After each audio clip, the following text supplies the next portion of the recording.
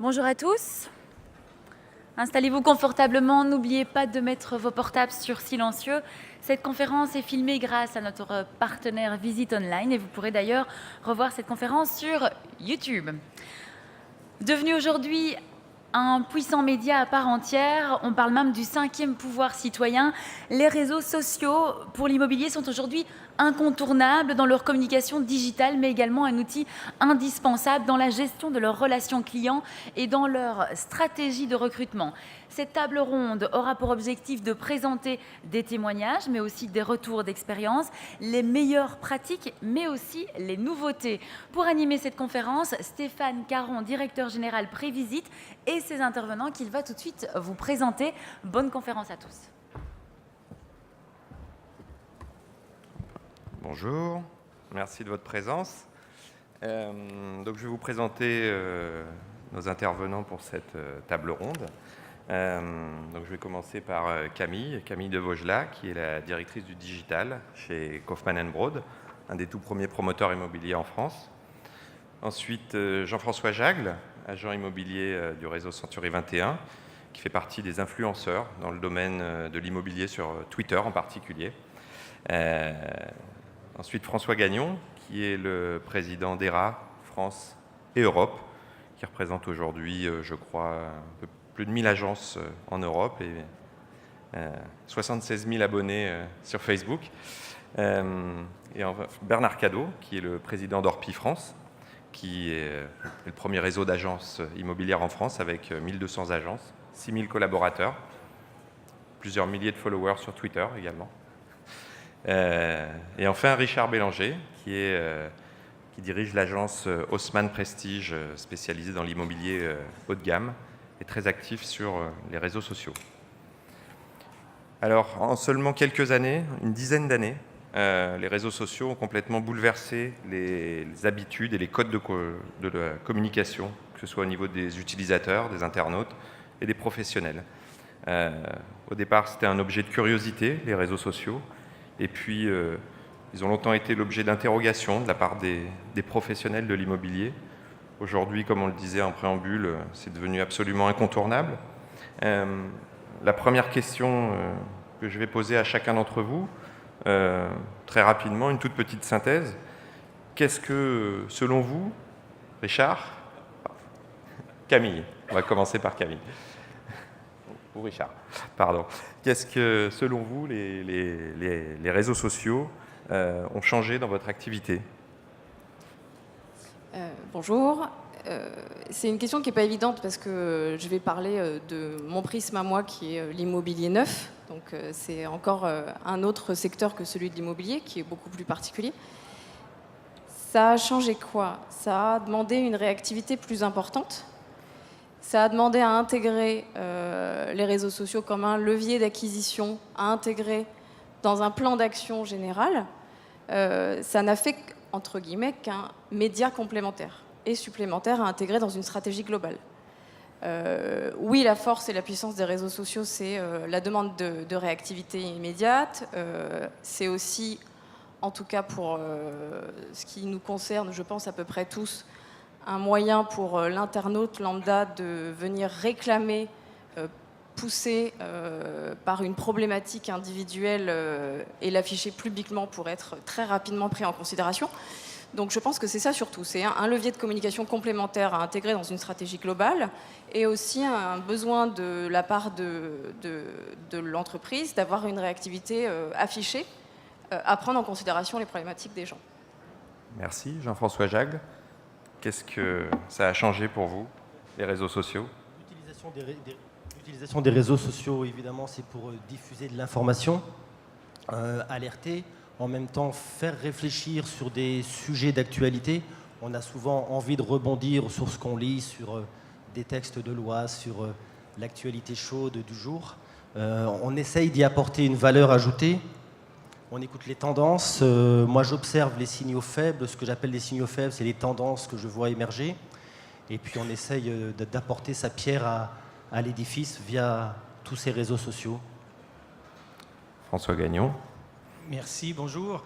Ce que les réseaux sociaux ont changé par rapport à si on regarde ce qui s'est passé il y a quelques années avec les sites internet qui étaient réellement unidirectionnels, c'est-à-dire je mettais de l'information et les gens, les clients, les internautes voyaient l'information, éventuellement il y avait un questionnaire à remplir, mais c'était très unidirectionnel. Avec les réseaux sociaux, c'est énormément plus interactif, donc ce qui exige et nécessite une transparence, ce qui nécessite beaucoup plus de réactivité, beaucoup plus de convivialité, et pour nous, ce qui est excellent, parce que ce qu'on dit toujours en travaillant dans le domaine de l'habitation, c'est que pour réussir dans l'immobilier, il faut connaître son marché et être reconnu de son marché. Et ce qui permet justement aux réseaux sociaux, c'est d'être connu de notre marché, non pas simplement, entre guillemets, d'un professionnel de l'immobilier, mais une connaissance beaucoup plus large sur d'autres aspects de notre vie et tout ce que l'on peut faire et tout ce qu'on peut apporter, et une convivialité qui était difficile à faire transmettre simplement par l'intermédiaire d'un site Internet. Merci. Bernard Cadot, vous partagez cette analyse. Les réseaux sociaux, pour nous, ça a effectivement changé beaucoup de choses. C'est un complément. Ce n'est pas en soi un seul média, mais c'est un complément. Je crois que c'est aussi un marqueur du fait que les consommateurs sont devenus des acteurs. Et à cet égard, on se doit d'avoir une réponse qui est appropriée. On ne peut pas considérer ça comme un média banal, parce que ça impose de notre part, je crois, une approche très différenciée. Là encore, c'est une stratégie qu'il va falloir adapter à ce type de réseau ou à ces réseaux-là, avec beaucoup d'exigences de réactivité.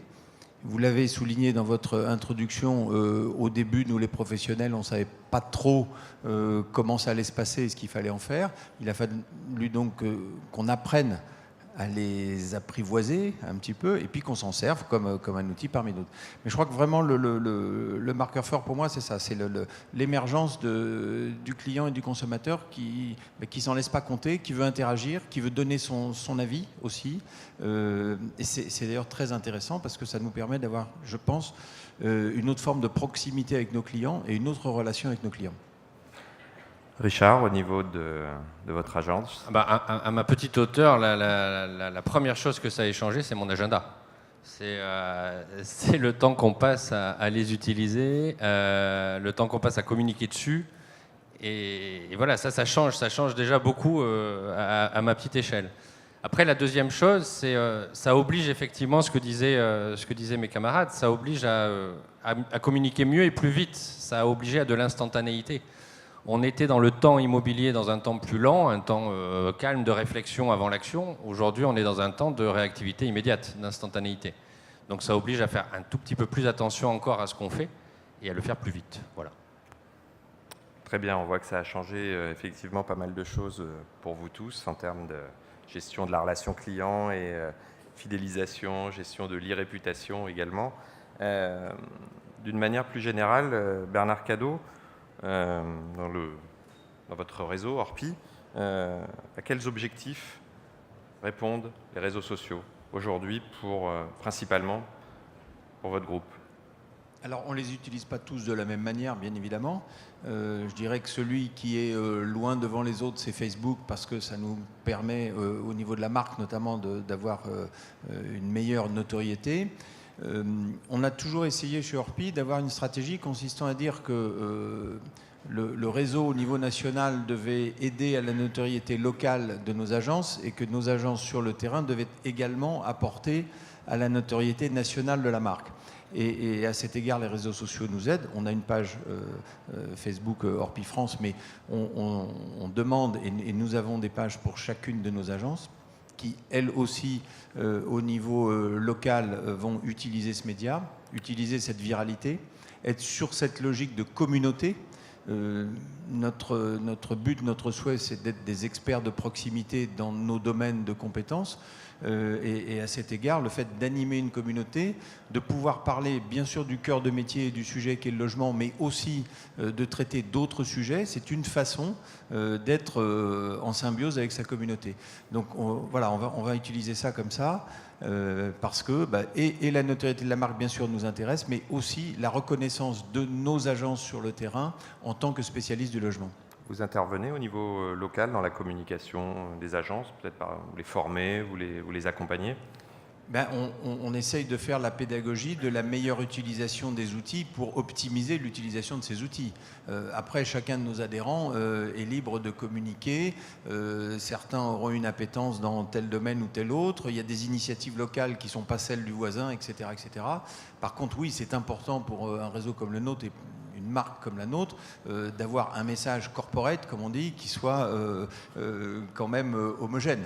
Mais après, chacun fera valoir sa particularité, son expérience, sa connaissance. Certains de nos confrères, selon là où ils se trouvent sur le territoire, vont avoir plus ou moins d'engagements locaux. Là aussi, ça permet d'avoir une autre image de l'agent immobilier. Merci. Effectivement, il y a de nombreuses stratégies au niveau local, on l'a vu, au niveau national. Si on regarde, on s'élève un petit peu d'un point de vue plus international. François Gagnon, vous êtes patron d'ERA Europe, avec une représentation dans beaucoup de pays. J'imagine que la communication sur les réseaux sociaux au niveau européen est un sujet particulièrement pointu chez ERA. On vous voit très présent. Quelle est votre stratégie justement au niveau international ? Alors la stratégie au niveau international, si on parle précisément au niveau européen, c'est qu'il faut prendre en considération les différences culturelles qui existent, qui sont très intéressantes. Et je vais vous donner quelques exemples. Si je prends les pays scandinaves, où ERA est présent en Suède, ce que l'on fait en Suède par l'intermédiaire des réseaux sociaux, c'est d'organiser justement les visites de biens qui sont faites sur Facebook. Donc l'agent immobilier a sa page Facebook personnelle, mais sa page à lui qui est une page professionnelle, ainsi qu'une page de l'agence. Et sur cette page, quelqu'un peut aller sur Facebook et dire « je voudrais visiter le bien, telle date ». Et les gens voient justement les visites qui sont organisées, préconisées à l'avance pour la visite d'un bien. Ce qui, dans d'autres contextes culturels, peut sembler bizarre, mais en Suède, qui se fait extrêmement bien, mais avec lequel ils n'ont aucune difficulté. Et si je prends un pays comme la Finlande, qui est juste à côté, eux, ce qu'ils font, c'est qu'ils organisent les visites qui sont faites uniquement le week-end. Donc, ils présentent le bien toute la semaine avec des petites vidéos qu'ils envoient, des photos, parce que vous pouvez voir uniquement le samedi. La visite du bien se fait le samedi.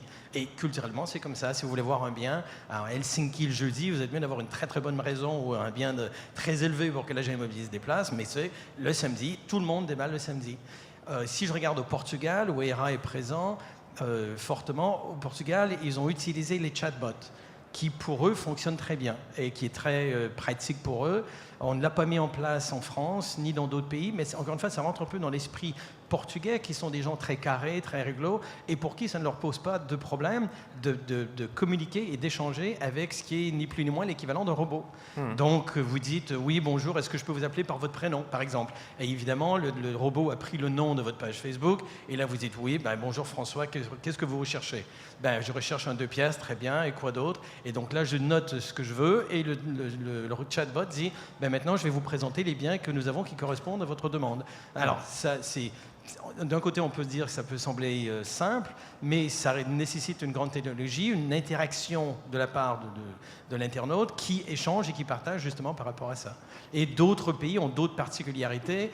Certains, par exemple, si on regarde ce qui s'est fait en Allemagne avec certaines des agences du réseau, qui étaient par rapport à avoir une salle d'attente, d'accord, où les acquéreurs potentiels allaient sur les réseaux sociaux pour dire ce qu'ils recherchaient, et qu'on les contactait en message privé quand il y avait le bien qui correspondait.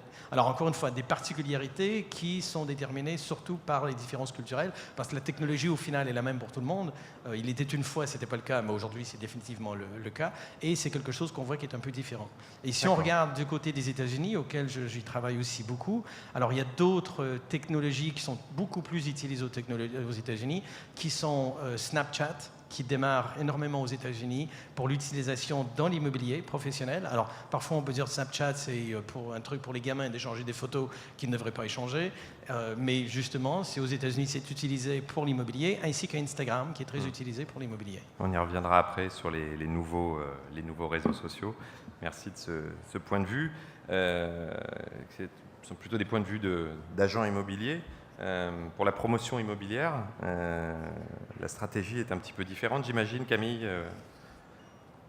Alors, en effet, pour un promoteur immobilier, la stratégie n'est pas du tout la même que pour les agents ou les gros réseaux d'agents immobiliers. D'abord, il y a un état des lieux qui est simple, c'est que, alors je vais parler pour l'entreprise dans laquelle je travaille, en tout cas chez Kaufmann & Broad, qui est le promoteur qui a la chance d'avoir un service commercial intégré, mais également un service information consommateur, qui est donc un service gratuit donné de manière tout à fait sans aucune relation mercantile possible, un service clientèle et un service après-vente. Donc à partir de là, évidemment, les réseaux sociaux, pour nous, ne nous servent pas à faire de la gestion de relations clients, puisque pour un promoteur immobilier, la relation client est bien une relation qui est faite en face à face avec un individu, avec une problématique qui est unique et qui doit donc être prise de manière unique avec une réponse personnalisée. Donc les réseaux sociaux ne nous servent pas à nous, en tout cas, à faire de la relation client. En revanche, elle est, comme je le disais tout à l'heure, intégrée à un plan d'action. Et la difficulté, comme on est sur des produits beaucoup plus spécifiques, c'est d'aller étudier pour chaque produit la cible que je cherche à atteindre, qu'est-ce que je dois lui exposer comme message, sur quel réseau je vais le trouver, et qu'est-ce que je vais lui afficher pour qu'il ait envie de rentrer en contact avec ma marque. Et en fait, elle est là la problématique. Quand vous dites sur quel réseau je vais le trouver, ça veut dire que vous utilisez différents réseaux sociaux selon la cible et la stratégie? Alors, c'est-à-dire que pour aller capter du contact, on va aller sur le plus gros, évidemment. On a notre service de Facebook. On a notre service ressources humaines qui, lui, va recruter sur LinkedIn, évidemment, avec des partenaires complémentaires.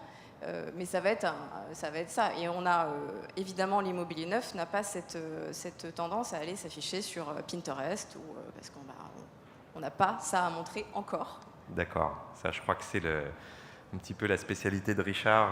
Effectivement, il existe de nombreux réseaux sociaux. Spécialité peut-être pas, mais...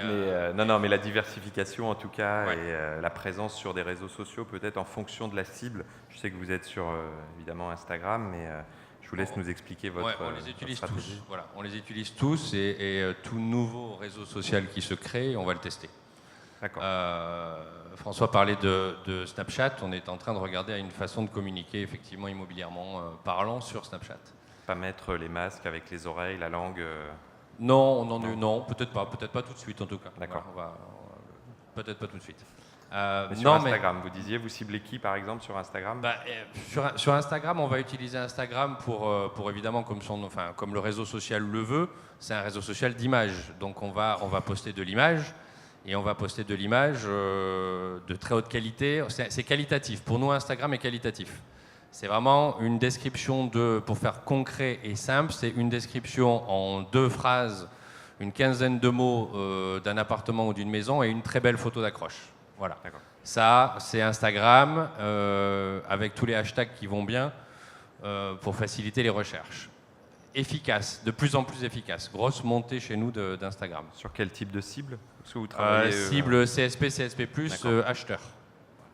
Français, étranger? Vous êtes beaucoup à l'international aussi? Ouais, ça ne change pas pour nous. Le réseau social ne change pas la géographie. On a toujours eu à peu près 40% de clientèle étrangère et 60% de française. Donc on reste dans les mêmes proportions sur le réseau social avec Instagram très développé en dehors de la France pour l'immobilier. Pas encore tout à fait en France, mais en dehors de la France pour l'immobilier. Hein. C'est un vrai réflexe immobilier, c'est Instagram. Twitter pour la réaction à chaud.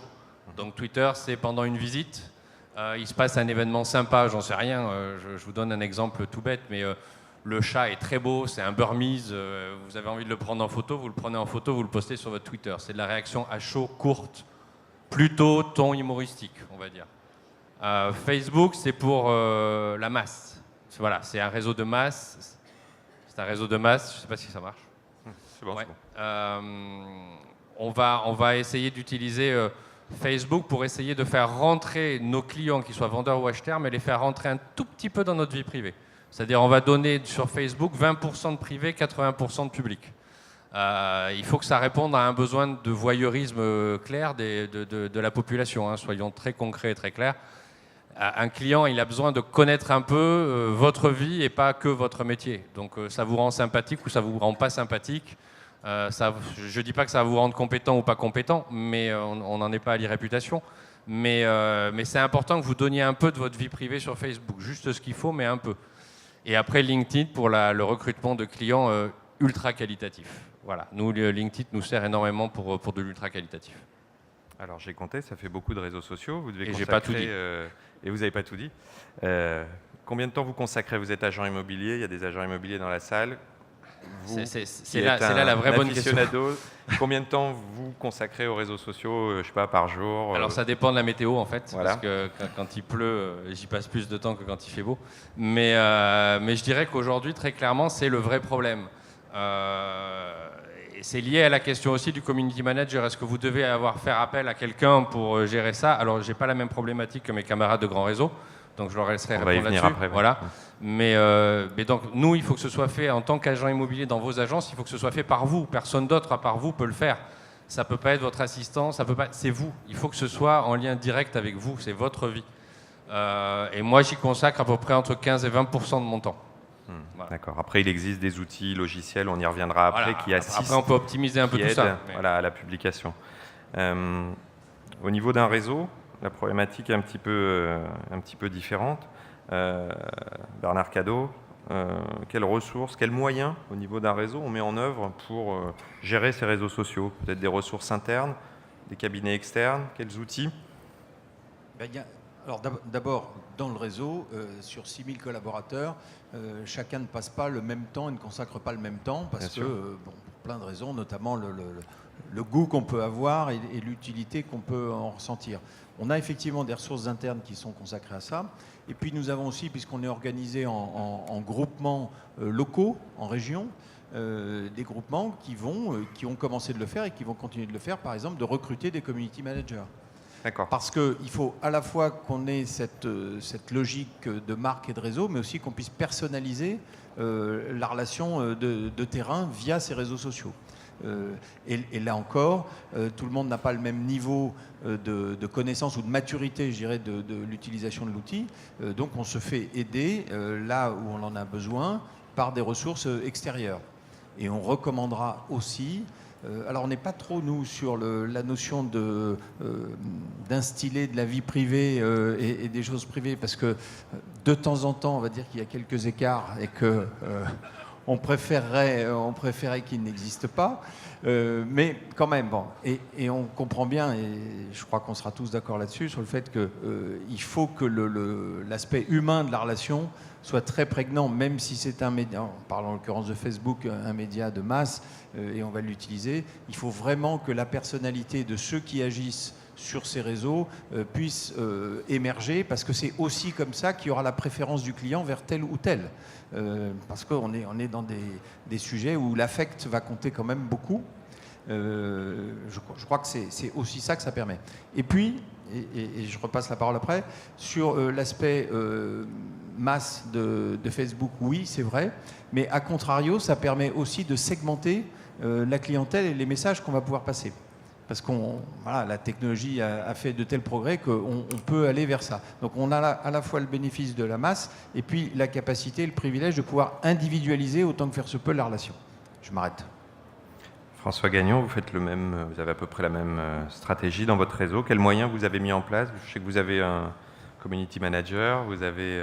Exact, on a community manager, vous avez des on logiciels a également communication, et aussi ce qu'il faut reconnaître, c'est c'est le genre de truc qu'on aimerait bien dire, quelqu'un s'en occupe, quelqu'un le fait, je ne vais pas me prendre la tête, mais inévitablement, il faut que ça soit, si on parle dans le cas d'un agent immobilier ou d'un négociateur, dans un cas comme dans l'autre, il faut aussi que ce soit nous-mêmes, eux-mêmes, qui le fassent, parce que quelque part, c'est ma personnalité qui va en sortir, c'est ce que j'ai envie d'y passer. Et nous, ce que l'on préconise, c'est justement par rapport à ce que Bernard disait, qu'il faut faire attention des trucs qui vont peut-être paraître qu'on ne voudrait pas. Donc, ce qu'on préconise, c'est que tous les négociateurs devraient avoir une page Facebook professionnelle, mais aussi une page Facebook personnelle. Donc, quand je suis en boîte de nuit avec mes copains à 3 h du matin avec 3 vodkas et une paille dans le nez, c'est génial. Et je le mets sur mon Facebook, mais je ne vais pas envoyer ça à tous mes clients. Je ne veux pas que la vie entière voit ça. Dépendant du client avec lequel je travaille, ce n'est pas forcément la meilleure chose à faire. Par contre, c'est ce que je fais, je vais mettre sur mon Facebook professionnel. Et quand on regarde le Facebook professionnel, on coupe ça en 3 parties précises. C'est qu'on dit qu'il y a une partie perso. C'est-à-dire que les gens puissent me connaître à titre personnel, c'est-à-dire alors je fais quoi, si j'ai des activités, des hobbies, des choses comme ça. La deuxième partie, c'est un aspect ludique, donc un truc rigolo, un truc qui peut être intéressant. Et la troisième partie, qui est la partie business, c'est-à-dire des choses précises sur justement qui tournent autour de l'immobilier, qui tournent autour de la loi, des changements de réglementation, d'activités, ce qui peut se produire. Et à ce moment-là, avec ces 3 points précis, j'arrive réellement à intéresser un maximum de gens qui vont vouloir regarder et continuer à voir les informations. Si je mets que des maisons à vendre, ils vont dire, bon, vous êtes bien gentil, mais ça suffit, j'en ai assez. J'ai déjà acheté ou j'ai pas besoin d'acheter, ça m'intéresse pas. Tandis que si on le garde intéressant, mais en le scindant séparément, justement. Donc, on a des sociétés avec lesquelles on travaille qui vont récupérer des infos, les mettre sur notre Facebook, et qui prennent des infos de notre Facebook Era France, qui le mettent sur le Facebook des agences et des agents immobiliers, des négociateurs. Mais au final, il faut réellement que chaque personne y prenne pour eux-mêmes leur responsabilité de communiquer de la façon qu'ils ont envie de communiquer. D'accord. Alors, on a parlé moyens. Qui dit moyen dit budget. Je peux vous prolonger ma question peut-être, François, sur le budget consacré aux réseaux sociaux, peut-être un ordre d'idée pour... Alors, en termes de budget au niveau européen, pour ERA européen, c'est probablement, si je prends l'ensemble des pays dans lesquels il est présent, alors il y a des pays de grande taille et de plus petite taille. Alors on prend l'amalgame en France où on a 360 agences et le Luxembourg où on a 4 agences et un peu du reste entre les deux. Si on prend les publicités qui sont faites sur Facebook, d'accord, et sur Google aussi, qui sont vraiment les 2 endroits, Google Ads qu'on fait, ainsi que sur les publicités que nous allons faire sur Facebook qui sont différents des différents pays, sans rentrer dans les salaires des community managers et tout ça, donc pour scinder, parce que c'est important, comme vous disiez, de faire la séparation, mais juste en termes de publicité payante au niveau européen, c'est dans l'ensemble des 6 pays, c'est probablement en termes de, je dirais, en 40 et 50 000 euros par mois que ça représente. Sur les niveaux européens. Oui. D'accord. Alors après, bon, c'est selon les pays, la taille des pays, les envies, les besoins, les volontés. Mais ce que l'on constate, c'est qu'il y a de plus en plus de publicité qui est faite, justement payante, soit que ce soit avec Google AdWords ou avec des publicités sur Facebook qu'on a voulu remonter. Nous, c'est surtout ce que l'on utilise et que ça rapporte énormément au niveau de la clientèle, que ce soit pour la prise de mandat, de la même façon que ce soit aussi pour faire des ventes. Et on utilise aussi LinkedIn, dont on n'a pas trop parlé. On y viendra après. On utilise LinkedIn beaucoup pour justement la publicité, aussi pour le recrutement. Pour le recrutement. Exact. On y viendra après. Donc, merci pour ces quelques infos. Ça, c'était au niveau macro, au niveau d'une marque, peut-être au niveau d'une agence immobilière, pour que ce soit plus parlant. On en parlait tout à l'heure, c'est pas une donnée trop secrète, mais les réseaux sociaux, on avait pour habitude de dire au départ que c'était gratuit et que c'était merveilleux et que ça fonctionnait sans dépenser d'argent, juste du temps. Aujourd'hui, avec la baisse du taux d'engagement sur Facebook, c'est vrai qu'on doit payer des publicités sur les différents réseaux pour être présent. Au niveau de votre agence, ça représente quoi en pourcentage de votre budget de communication, par exemple? Alors, comme on l'a précisé, est-ce qu'on compte dans ce pourcentage de budget la production même du média ou du print, enfin de la vidéo, de ce qu'on va pusher sur le réseau Internet, ou juste l'achat d'espace, pour faire simple, ce qui est le plus facile à mesurer? Donc la publicité sponsorisée, on va appeler ça comme ça, le push, la publicité sponsorisée, elle représente, nous, entre 3 et 4% du budget communication publicitaire, on va dire, de l'agence. Voilà. D'accord. Ok. C'est une donnée intéressante et vous confirmez l'efficacité. Ah ben, l'efficacité, par contre... le retour sur investissement est plutôt... Et au moins 2 fois supérieur à ce qu'on connaît sur les autres médias, en tout cas nous concernant. Comment vous mesurez justement, alors vous peut-être plus facilement, comment on mesure... comment on analyse et on mesure l'efficacité justement de ces réseaux sociaux? Est-ce qu'on regarde juste le nombre d'abonnés? Est-ce qu'on regarde le nombre de ventes, le nombre de mandats que l'on a pris? Par exemple, peut-être Camille, chez un promoteur immobilier. Promoteur immobilier, il va analyser... les fameuses KPI, voilà, il y a plusieurs leviers. Et ce qui est sûr, c'est que c'est un axe et un levier d'acquisition qui n'est pas dans les plus chers, mais qui atteint vite un seuil qu'il est difficile de dépasser. D'accord. Donc, il faut donc toujours la voir à l'aune de ce que ça peut nous rapporter, de la manière dont on va communiquer ailleurs, puisqu'encore une fois, c'est pas, en tout cas pour la promotion immobilière, un levier qui doit être utilisé seul. Donc, comment on le mesure ? En tout cas, pour ce qui est du retour sur investissement, il n'est pas très compliqué. On a des outils de CRM puissants, on a une analyse en taux de transformation en rendez-vous, et puis en vente, et puis donc ça s'analyse de manière tout à fait efficace. Encore une fois, la problématique, elle est vraiment sur le potentiel qui atteint vite ses sommets. D'accord. Donc il faut en permanence se renouveler, en permanence trouver d'autres leviers. Il ne faut pas avoir, on va dire donner une expression de grand-mère un peu, mais tous ses œufs dans le même panier, parce qu'en fait ça marche pas. Et donc il faut en permanence trouver des nouveautés, être sur différents leviers. Et les réseaux sociaux en sont un. Mais il ne faut pas voir le marketing pour faire venir sur du produit uniquement dans ce levier-là. Ce serait une grosse erreur. D'accord. Donc on a bien compris, on ne regarde pas que le nombre d'abonnés. C'est une donnée beaucoup plus complexe. On a parlé du recrutement tout à l'heure. C'est un élément important maintenant dans le recrutement, tout secteur d'activité confondu, mais plus précisément dans l'immobilier, que ce soit le recrutement des franchisés pour les réseaux ou le recrutement des collaborateurs. Jean-François Jacques, vous aviez, au sein du réseau Century 21, participé à une des opérations de recrutement et de fidélisation des collaborateurs. Parlez-nous un petit peu brièvement de votre expérience chez Century à ce sujet. Pour compléter ce qui a été dit autour de cette table ronde, je pourrais aussi dire que sans parler de coûts, les réseaux sociaux, c'est une formidable vitrine. Et puis le référencement naturel qu'on peut tous faire grâce à ce qui est publié, nos belles photos, les articles qui sont diffusés, qui sont produits.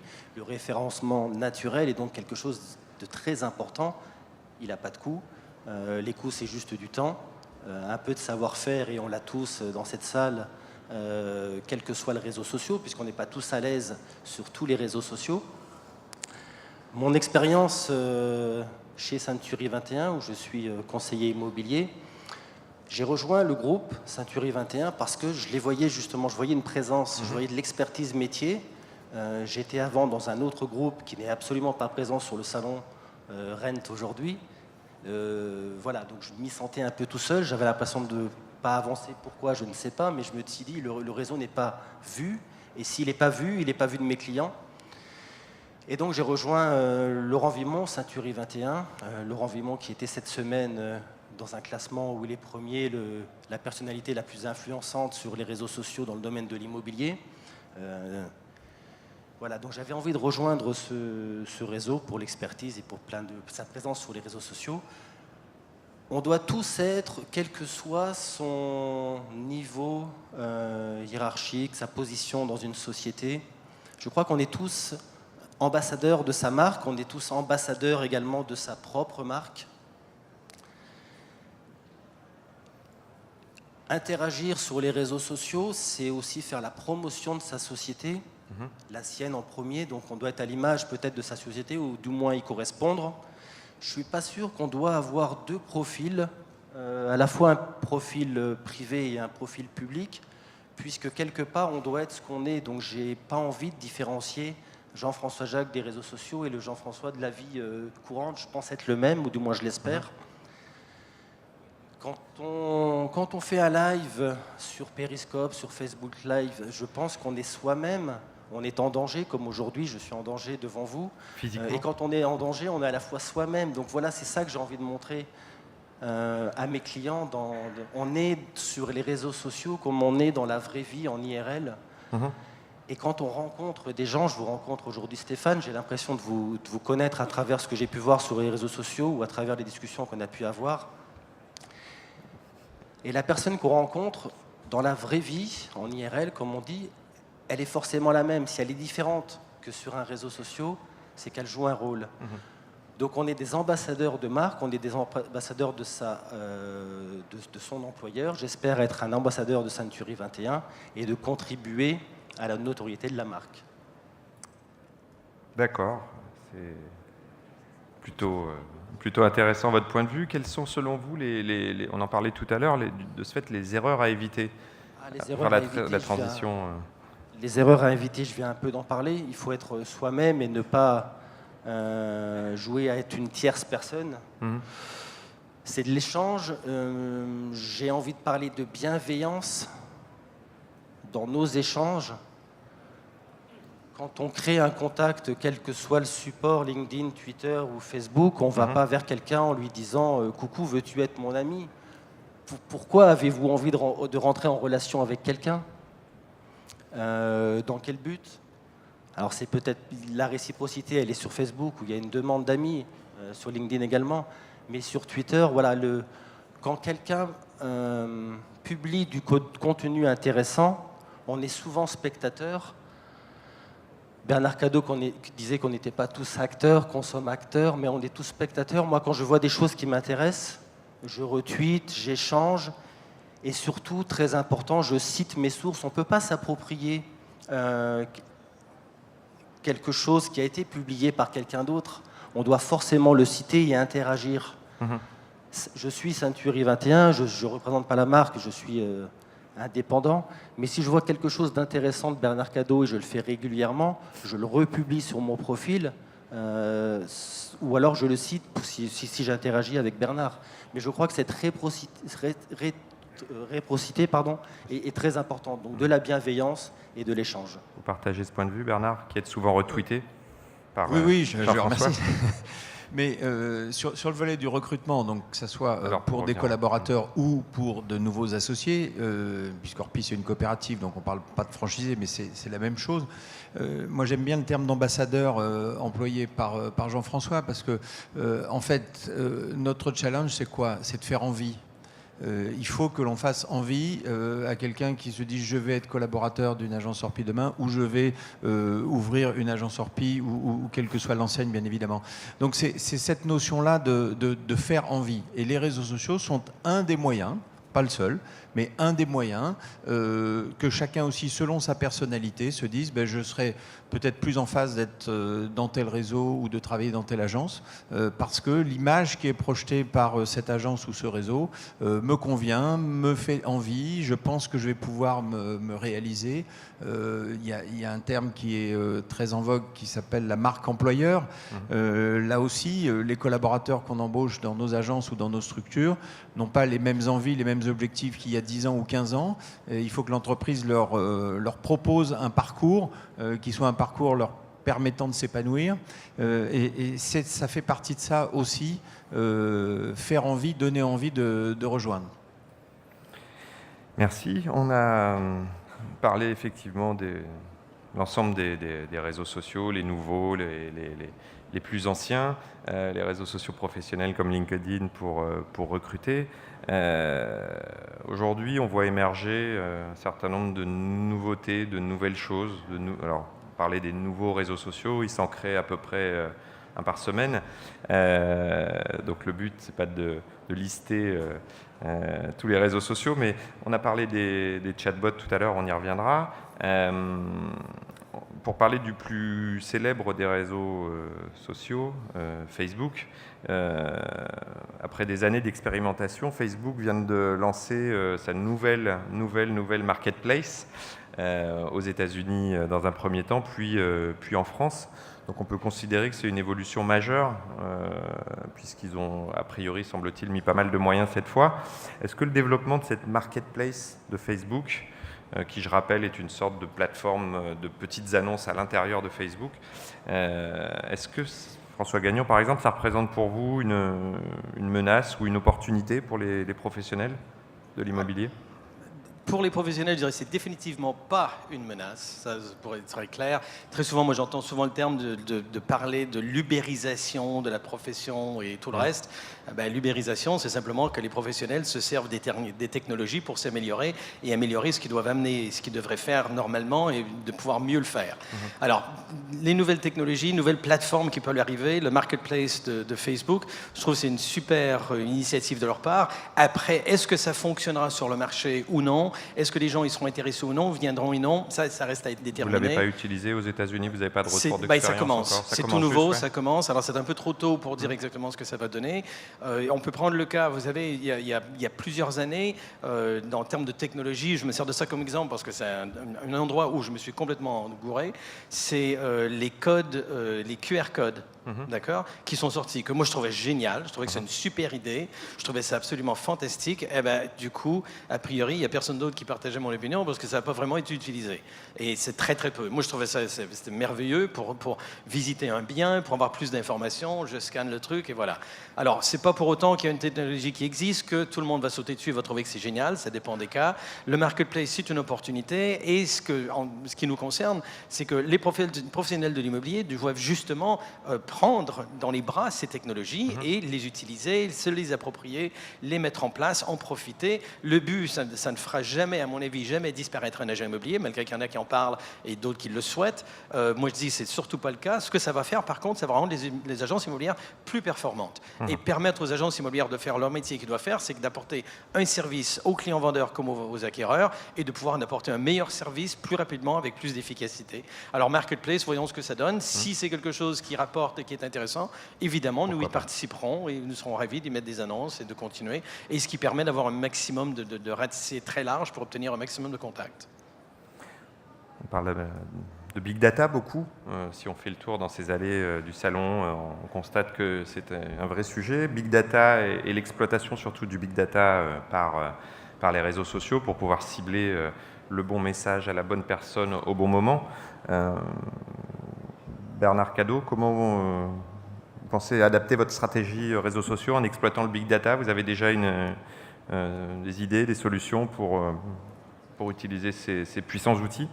Ben, on dit que le big data, c'est l'or noir du 21e siècle. Là. Tout à fait. Effectivement, on n'imagine pas aujourd'hui pouvoir travailler sans l'exploitation que je qualifierais d'intelligente de cette manne-là. Nos métiers dans les agences immobilières, j'ai coutume de le dire, c'était des métiers d'artisans qu'il a fallu industrialiser. Et cette progression fantastique de la technologie et notamment du big data nous permet à la fois d'avoir ce levier volumétrique très important et d'affiner la réponse que l'on doit apporter à nos clients. Il n'y a pas un projet immobilier qui ressemble exactement à un autre. Et je crois que là où on peut amener une valeur ajoutée différenciée, apporter quelque chose à notre client, c'est justement à mieux comprendre le plus tôt possible quelle est la réalité de son besoin et de son projet et d'y répondre. Et à date, il n'y a rien de mieux que l'exploitation de big data. Alors, culturellement, je sais qu'il y a certains freins. Il y a aussi des freins au niveau législatif, entre autres. Quand on va aux États-Unis, on s'aperçoit que l'utilisation du big data, et notamment le volet prédictif qui s'y rattache, va beaucoup plus loin que ce qu'on peut imaginer. Mais je crois que là aussi, c'est le sens de l'histoire. Et on a intérêt, et nous avons intérêt aussi, je crois, à nous regrouper dans cette démarche-là, parce que personne ne peut prétendre à lui tout seul avoir la capacité suffisante et le volume suffisant de données à traiter et à optimiser. On a là aussi un axe de réflexion et un intérêt en commun autour de ça. À coup sûr, ça changera la façon d'exercer notre métier. Ça l'a déjà peut-être un petit peu changé.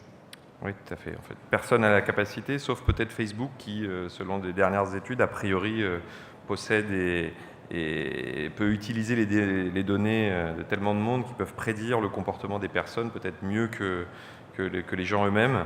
Donc c'est vrai que ça fait un petit peu peur. Les outils n'existent pas encore, mais on peut supposer que dans les... Il n'y a pas de raison de se résigner non plus. Tout à fait. Je crois savoir aux États-Unis que celui qui fait peur, c'est Amazon et c'est personne d'autre, y compris à des gros comme Google. Voilà, mais les choses sont en l'état. On a peut-être notre destin entre nos mains. Dernière nouveauté, peut-être pas en date, mais une tendance émergente très forte sur les réseaux sociaux qui va peut-être également bouleverser vos métiers, le live vidéo qu'on voit apparaître sur les différentes timelines des différents réseaux sociaux. Est-ce que ça va révolutionner la visite immobilière? Jean-François Jacques, vous présentez en live toutes les semaines pour terminer une émission dédiée au logement et à l'immobilier sur Wiscope, qui est une plateforme sur Periscope, donc vous êtes très, très avancé sur la question. Est-ce que vous pensez que ce format va révolutionner le métier de l'immobilier ? Encore une fois, dans les réseaux sociaux, chacun peut utiliser les outils qui sont à notre disposition. Au départ, il fallait être sur Internet. Après, il y a eu les blogs, il y a eu les réseaux sociaux. On passe au live. J'ai tendance à dire que 2018 devrait être live. On a vu Periscope, on a vu Twitter reprendre Periscope pour le live. On a vu Facebook Live, on voit aujourd'hui YouTube Live, et j'en passe. Donc j'ai pas envie de me laisser pousser les oreilles sur Snapchat. Peut-être que je ferai un live sur Snapchat. Aujourd'hui, je fais des lives sur Periscope, une fois par semaine. Le rendez-vous est régulier. C'est peut-être aussi ça, les réseaux sociaux. À la fois, il y a de la spontanéité, mais il faut aussi être régulier dans ce qu'on publie. Et puis régulier, donc je le suis tous les mardis à 13h où je fais l'actualité de l'immobilier sur Periscope. C'est un bel exercice quand on est quelqu'un d'introverti, puisqu'on échange, je me filme, je suis assis chez moi dans mon salon, je décrypte l'actualité de l'immobilier et puis j'ai des gens en face qui se connectent, qui sont plus ou moins bienveillants.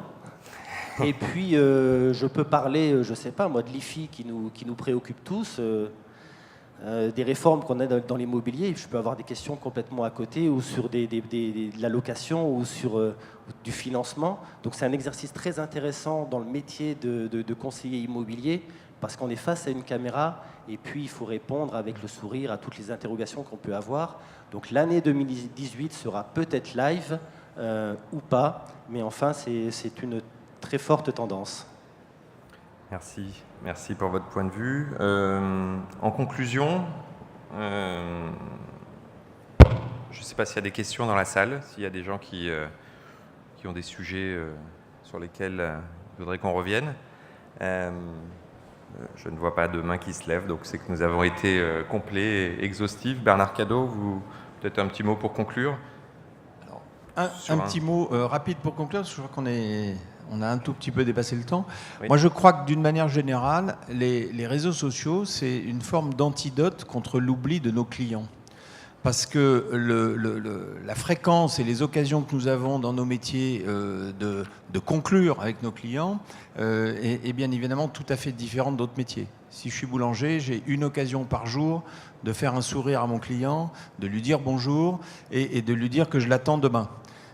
Quand je suis agent immobilier, les statistiques parlent un petit peu différemment et j'ai une récurrence qui est bien moins forte. Donc les réseaux sociaux peuvent être un outil, je pense, sont un outil qui nous permet de garder le contact. Comme le disait Jean-François tout à l'heure, de se présenter peut-être sous un autre jour que seulement publier et poster des annonces et faire voir que on fait partie de l'environnement de nos clients. Pour déclencher, bien sûr, à terme, le meilleur réflexe qui soit, c'est de revenir nous voir. Eh bien, merci. C'est une bonne conclusion. Jean-François est en train de faire un live en même temps. Et François, effectivement... Il a absolument raison. Allô, il a absolument raison. Et d'ailleurs, je propose que pour conclure, justement, on fasse un Facebook Live. Voilà. Eh bien, parfait. Donc, on fait un Facebook Live et voilà, vous êtes tous live sur... Donc, les milliers d'abonnés de François Gagnon sur Facebook. Et si vous voulez conclure la présentation... Eh bien, merci à tous. Merci pour votre attention. Merci aux participants. Et voilà. Et puis à très bientôt.